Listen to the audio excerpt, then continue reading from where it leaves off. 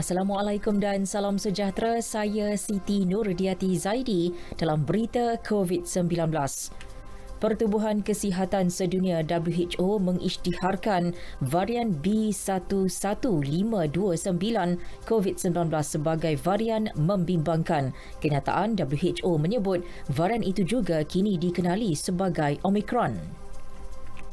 Varian Omicron juga menimbulkan risiko tinggi hingga sangat tinggi kepada Eropah. Amaran itu dikeluarkan Pusat Pencegahan dan Kawalan Penyakit Eropah ECDC dalam satu kenyataan. Laporan penilaian ECDC menyebut masih terdapat ketidakpastian yang besar berkaitan keboleh-tularan, keberkesanan vaksin, risiko untuk jangkitan semula dan sifat lain varian Omicron. ECDC turut menggesa negara anggota untuk menjalankan penjujukan genom dan pengesanan kontak kes yang disahkan. Sementara itu, Washington mengumumkan sekatan perjalanan dari 8 negara Afrika susulan kebimbangan penularan varian baharu. Sekatan bermula Isnin ini membabitkan Afrika Selatan, Botswana, Zimbabwe, Namibia, Lesotho, Eswatini, Mozambik dan Malawi. Menurut Pegawai Kanan Pentadbiran Presiden Joe Biden, warga negara serta penduduk negara itu bagaimanapun masih boleh melakukan perjalanan ke negara berkenaan. Dalam pada itu, Kementerian Kesihatan memaklumkan tiada varian B1529 atau Omicron dilapor di Malaysia berdasarkan surveilan genomik sehingga kini.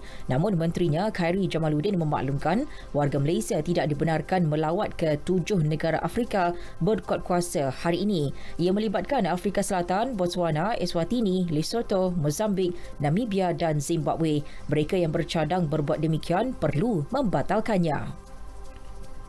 Asia dan Eropah harus menyegerakan rundingan mengenai pengiktirafan bersama sijil vaksin digital.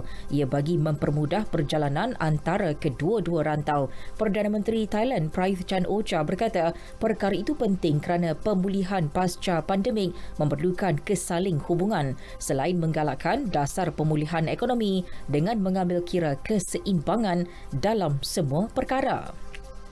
Di Kanada, penunjuk perasaan anti-vaksin yang mengganggu petugas kesihatan di hospital dan klinik berdepan hukuman penjara hingga 10 tahun.